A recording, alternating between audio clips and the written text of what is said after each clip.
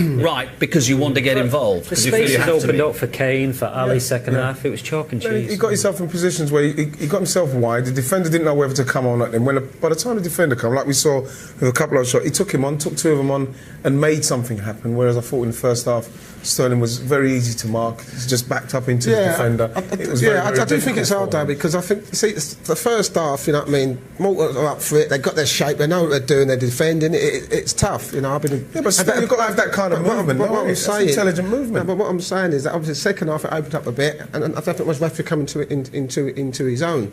But I do think they're different in a way. I mean, look at the clips on Rashford. And as I said, the passing, you know, he sees things, his awareness is a lot more better than Sterling. I think the difference between Sterling and Rashford, I think Rashford is technically a better player and a better finisher. I don't think Sterling is. It's been a very difficult week for Sterling, hasn't it? Sent off at Bournemouth, then part of, or not part of, anyway, mentioned in dispatches that he might be part of a swap deal for Sanchez with Arsenal.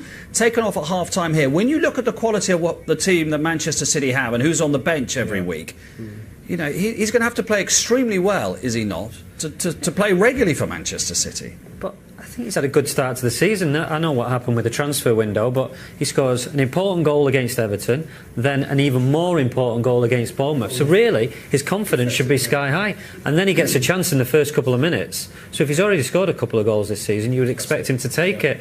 And then it seemed like, after he missed that chance, then his confidence just went a little. Absolutely. And it was tight. Like you said, it was different for England at first, I think, because Malta were a little bit sharper. But you still got to make that movement to pull them out.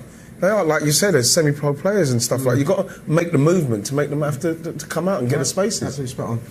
What about Oxlade-Chamberlain then? He wants to play central. So we think that one of the reasons he didn't go to Chelsea was he doesn't want to play wing-back anymore, which he was at Arsenal, that he wants to play in a central role. How do you see that mapping out at Liverpool? Well, I think Wijnaldum started brilliantly. Henderson, he's going to be hard to shift. Both of them are going to be quite hard. And Shan. They've done brilliantly well. So you look at it and you think, well, which one of those three is he going to dislodge? And you still got Coutinho to come back in. You're not sure. He probably might have to play on the right. So, you know, in a team that's very high intensity. Because the thing is, we don't know what he is still, do we? He's played right wing back. He's played very occasionally central midfield. He's tended to play right wing. Yes. No one really knows what he is, do they? I think himself, you know, sees himself as, you know, the one in the front of the two sitting midfield players. I don't think he can play as a holding midfield player. We saw that with England. It didn't really quite work well out for him. But I think, you know, when he's on that ball centrally, he can beat people. He's powerful, he runs, doesn't score enough goals, as Ian Wright says. But I think, you know, whether Klopp's told him, listen, you will get a chance to play in a central position, Champions League, Premier League, that's probably why he's gone there. Do you think he's got what it takes to play in a central position? I think he has. I mean, in his defence, he has been messed about a little bit, hasn't he? Been playing right wing back, left wing back, sometimes out wide right, sometimes central midfield in his career so far. So I think he's got to identify what he's good at. And then play a lot better than he did today, and start working on it to improve every game. Movement and that.